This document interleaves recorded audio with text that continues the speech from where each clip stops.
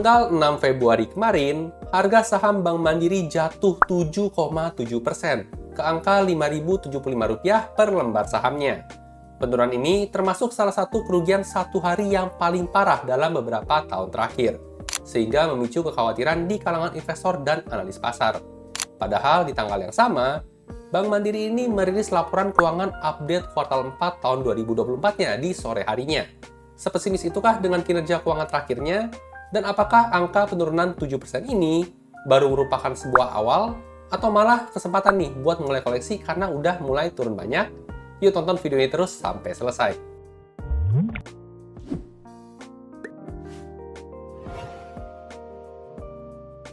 Halo dan selamat datang kembali di channel saya, Jonathan Tamrin. Buat teman-teman yang belum kenal, saya investor saham aliran fundamental sejak tahun 2018 dan udah sering profit 40% plus sepanjang perjalanan investasi saya. Saya suka teknik fundamental ini karena bisa ngasih keleluasan waktu profit tanpa perlu mantengin grafik saham setiap harinya. Jadi style ini cocok banget nih buat saya atau mungkin juga buat teman-teman yang sambilan punya kerjaan lain. Di video kali ini, saya mau share update terbaru analisa fundamental dan valuasi dari saham Bank Mandiri. Update kuartal 4 tahun 2024. Gimana update kinerja terakhirnya dan apakah valuasi saham saat ini udah mulai menarik nih buat dilirik? Yuk langsung kita lihat aja pembahasannya. Oke, buat mulai analisanya, saya akan gunakan file RDFE ya. Buat teman-teman yang belum tahu, RDFE merupakan singkatan dari Rekap Data Fundamental Emiten. File ini merupakan file Excel yang saya buat sendiri untuk memudahkan saya menganalisa saham tentunya. Berisi rekap data fundamental inti lengkap semua emiten dalam waktu tren 10 tahun terakhir. Untuk update kuartal 4 tahun 2024, kemungkinan bakal saya rilis akhir bulan ini ngikutin jadwal bursa. Jadi buat teman-teman yang mungkin tertarik sama filenya, boleh cek kolom deskripsi di bawah ya. Karena ada free sampelnya yang bisa kalian cobain. Sekarang kita mau pakai dulu buat analisa saham Bank Mandiri. Nah, buat mulai analisanya, kita tinggal ganti aja kode saham di sini sama kode saham yang mau kita analisa, yaitu Bank Mandiri. Nah, setelah di enter, maka langsung muncul ya semua data fundamental inti penting dalam waktu tren 10 tahun terakhir.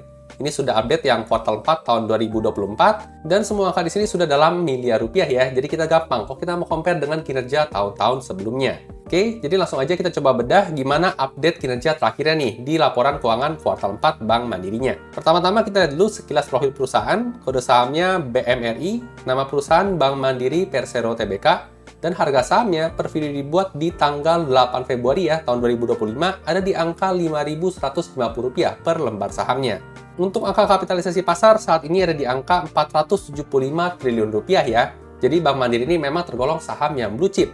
Kapitalisasi pasarnya sudah di atas 100 triliun rupiah. Untuk sektornya sendiri masuk ke IDX Finance dan subsektornya perbankan.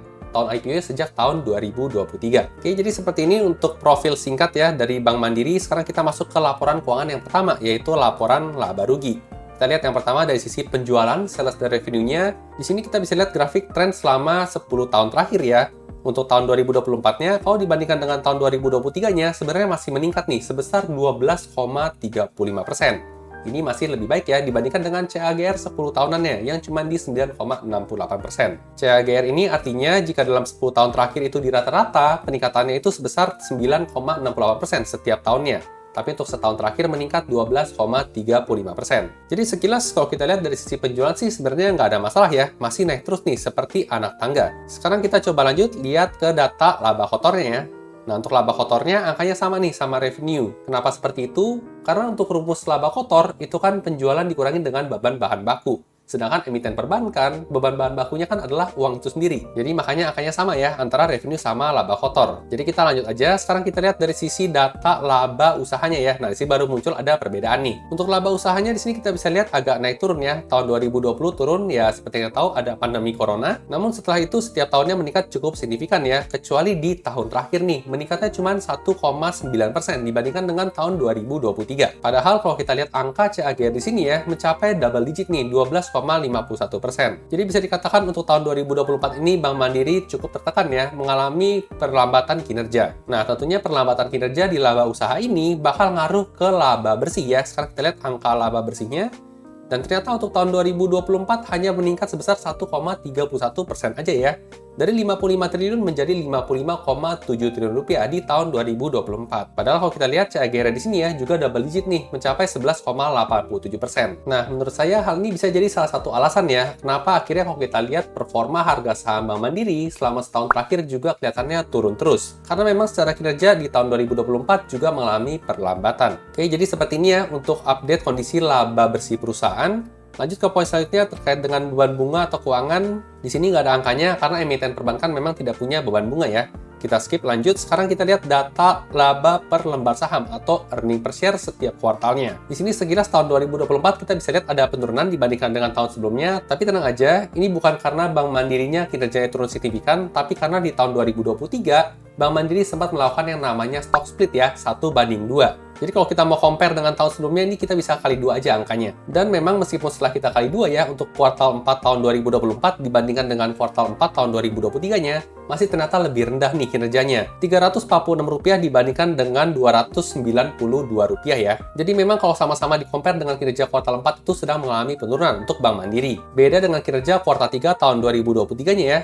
Di sini Rp299 versus Rp334. Kalau dikali 2 ya, menyesuaikan stock split. Untuk versi setahun penuhnya pun juga cuma naik tipis ya. Rp1.192 dibandingkan dengan Rp1.208. Ini dikali 2 ya, karena ada stock split. Jadi memang bisa dikatakan naiknya itu tipis banget ya di tahun 2024 ini. Oke, jadi seperti ini ya untuk update laporan laba rugi kuartal 4 dari Bank Mandiri. Dari sisi revenue sih tadi masih bagus ya, naiknya double digit, cuman sayang pas ditranslate ke laba bersih, naiknya itu tipis banget, cuman 1,3%-an aja. Sekarang kita lanjut ya, bedah laporan yang kedua, yaitu laporan neraca. Buat laporan neracanya yang pertama bisa kita lihat adalah total aset ya. Kita bisa lihat tren selama 10 tahun terakhir angkanya naik terus, dan untuk tahun terakhirnya naik 11,64% ya.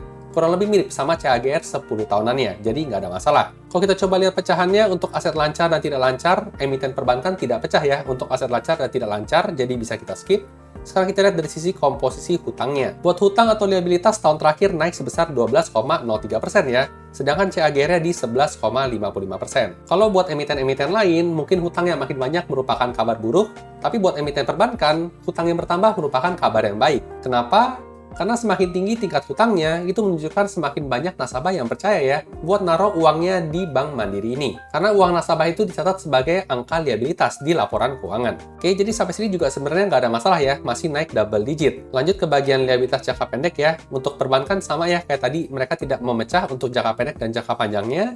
Sekarang kita lihat dari sisi total ekuitas atau permodalan inti perusahaan. Untuk modal perusahaan naik sebesar 8,8% ya selama setahun terakhir. Agak sedikit lebih rendah ya dibandingkan dengan CAGR-nya yang mencapai 10,34%, tapi menurut saya masih cukup oke karena angkanya masih positif. Ini menandakan kalau perusahaan masih berkembang. Setiap tahunnya juga kita bisa lihat naik terus ya, kecuali tahun 2020 ada pandemi COVID-19. Lanjut lagi sekarang kita evaluasi dari sisi total uang kas perusahaan. Angka di tahun 2024, di sini kita bisa lihat ternyata cukup all time high ya di 31,6 triliun rupiah atau mengalami peningkatan sebesar 19,8% nih dibandingkan dengan tahun 2023-nya. Nah, buat angka total kas, sebenarnya sih idealnya jangan sampai terlalu kebanyakan ya.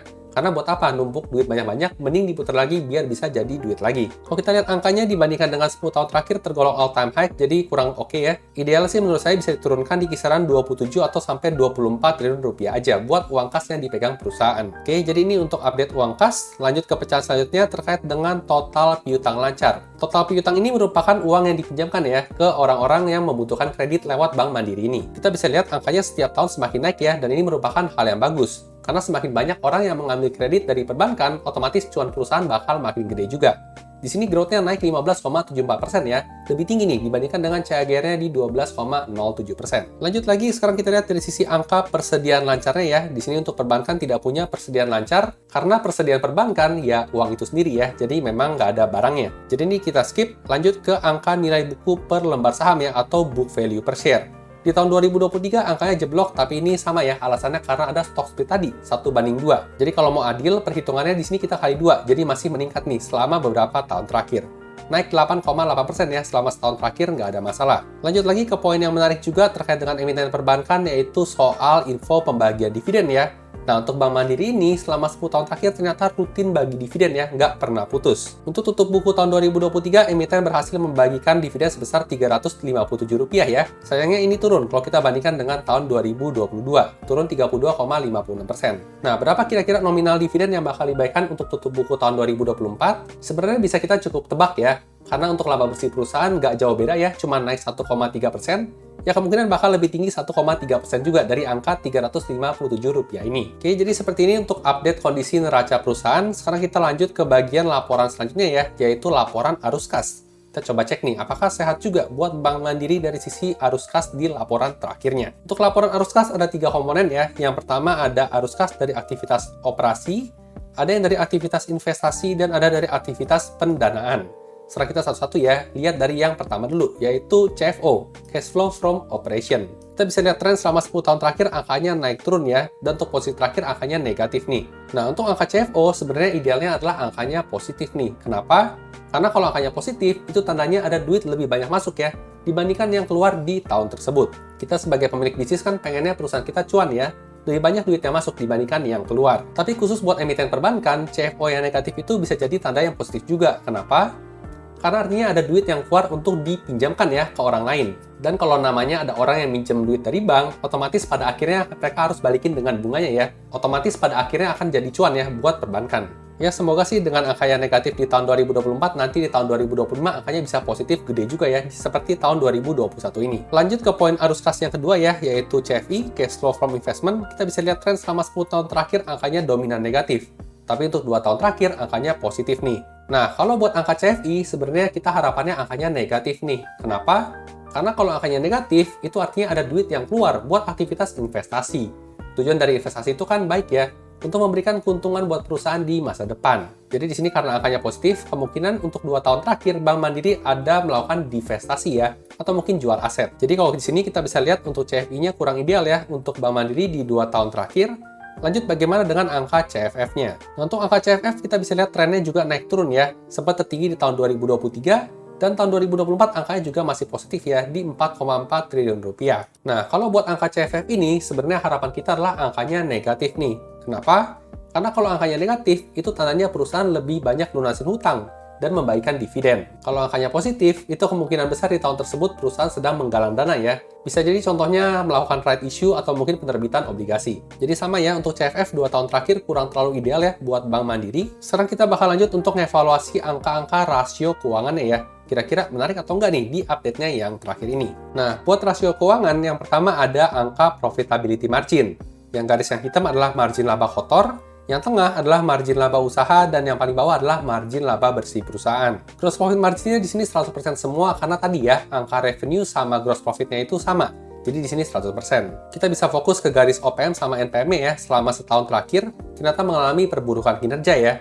Dari 51 ke 46, dan untuk net profit marginnya dari 38 ke 34%. Meskipun secara tren itu terlihat menurun ya, tapi angka ini sebenarnya masih cukup tinggi nih kalau kita bandingkan dengan tahun 2022 ya. Jadi menurut saya sih masih bukan merupakan sebuah masalah yang signifikan ya. Lanjut lagi sekarang kita lihat dari sisi ROE-nya ya selama 10 tahun terakhir. Nah, di sini juga terlihat ada penurunan kinerja nih. Di tahun 2023 mencapai 21,1%, di tahun 2024 turun menjadi 19,7%. Turunnya sih tipis aja ya, kalau kita bandingkan dengan average 10 tahunnya di 14,8% masih jauh lebih tinggi sebenarnya. Menurut saya sih juga masih oke ya, apalagi angkanya juga hampir menyentuh double digit buat perusahaan blue chip sekelas Bank Mandiri. Lanjut lagi, sekarang kita lihat rasio hutang ya, ada yang namanya debt to equity ratio. Selama setahun terakhir mengalami peningkatan dari 7,23 menjadi 7,45, dan ini merupakan hal yang bagus ya. Semakin tinggi tingkat hutang perusahaan perbankan, itu artinya makin banyak nasabah yang percaya ya sama bank tersebut. Sekarang posisi juga mendekati all time high di 7,45, menurut saya nggak ada masalah. Kita lihat rasio hutang selanjutnya ya, ada yang namanya cash ratio, tapi untuk perbankan nggak ada angkanya karena mereka tidak punya angka hutang jangka pendek ya. Untuk current ratio juga sama, dan quick ratio juga sama, bisa kita skip. Selanjutnya ada juga interest coverage ratio ya, atau rasio kemampuan membayar hutang berbunga, tapi karena perbankan juga tidak punya hutang berbunga, maka angkanya 0 juga. Jadi kita langsung aja lihat sekarang angka dividen yield-nya. Nah, kalau kita lihat tren selama 10 tahun terakhir, sebenarnya untuk Bank Mandiri ini menarik ya, karena secara dividen yield angkanya naik terus nih. Untuk tutup buku tahun 2023 mencapai 5,9% buat dividen yieldnya. Nah, kira-kira di tahun 2024 berapa nih angka dividen yieldnya? Apalagi kemarin sempat turun ya, sebesar 7,7% harga sahamnya. Harusnya dividen yieldnya bakal lebih tinggi lagi dong. Tentunya bakal lebih tinggi dibandingkan dengan 5,9%. Buat angka eksaknya berapa persen? Di harga saham sekarang, yieldnya nanti bakal di kisaran 6,87%. Saya tahu dari mana? Cara cepatnya, kita tinggal buka Google aja. Kita ketik saham Bank Mandiri. Di sana kita bisa lihat untuk harga saham terakhir, dividen yieldnya berpotensi di angka 6,87%. Nah, untuk angka dividen yield sebesar ini sebenarnya cukup menarik ya, karena sudah mulai menyaingi angka obligasi nih untuk returnnya. Apalagi kalau yang namanya saham, selain kita dapat dividennya, kita juga punya potensi upside potensial ya, kalau kinerja keuangan membaik dan harga sahamnya naik lagi di masa depan. Nah, khusus buat emiten perbankan, mereka punya rasio-rasio yang tidak dimiliki oleh emiten lain. Buat Bank Mandiri ini, cara cepatnya kita langsung aja ya, buka data laporan yang diberikan langsung oleh perusahaan. Nah, di sini ya, kita bisa lihat untuk rasio-rasio khusus perbankan dari laporan yang langsung diberikan oleh Bank Mandiri. Yang pertama seperti ada KPMM ya, angka terakhirnya 20,10% dan angka tahun kemarin itu di 21,48%. Masih bagus ya, masih di atas 15%. Untuk rasio lain seperti CHPN ya, cadangan kerugian penurunan nilai juga mengalami perbaikan nih, menurun dari 2,8% menjadi 2,3%. NPL-nya di sini sedikit naik dari 0,29 jadi 0,33, tapi masih aman banget ya, karena angkanya masih jauh di bawah 2%. Dan untuk angka net interest margin di sini juga terus sedikit dari 5,25 menjadi 4,93. Jadi memang ya, di tahun 2024 ini ada sedikit perlambatan kinerja. Dan apalagi kalau kita lihat angka BOPO-nya ya, beban operasional terhadap pendapatan operasional. Di sini mengalami peningkatan yang cukup signifikan.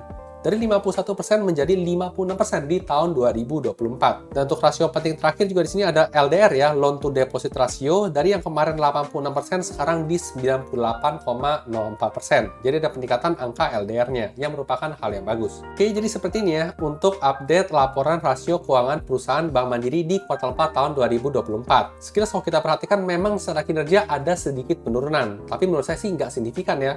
Karena dari sisi rasio-rasio keuangan juga menurut saya masih sehat banget. Nah, tentu yang menjadi pertanyaan selanjutnya adalah soal harga sahamnya ya.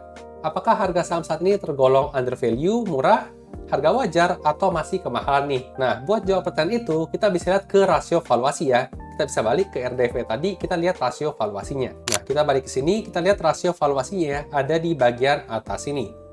Nah, buat rasio valuasi, yang pertama ada yang namanya price to book value atau PBV. Kita bisa lihat tren selama 10 tahun terakhir, posisi saat ini ada di angka 1,68. Nah, buat teman-teman yang belum familiar, untuk rasio PBV umumnya kita berpatokan pada angka 1. Semakin tinggi dari angka 1 semakin mahal ya over value, semakin rendah dari angka 1 berarti semakin murah atau under value. Di sini saya ada dua strategi ya, membandingkan dengan average PBV selama 5 tahun terakhir, dan ada juga membandingkan dengan PBV fair di angka 1. Nah, kira-kira buat Bank Mandiri lebih cocok pakai yang mana? Strategi yang ini apa yang ini? Menurut saya kita akan lebih cocok pakai strategi yang ini ya. Kenapa? Karena Bank Mandiri ini tergolong perusahaan yang memang bagus. Dan untuk perusahaan bagus biasanya jarang dihargai murah. Kita bisa lihat selama 10 tahun terakhir nggak pernah nih PBV-nya sampai di bawah 1. Jadi sekarang kita coba compare dengan kinerja 5 tahunannya. Untuk average-nya ada di angka 1,79.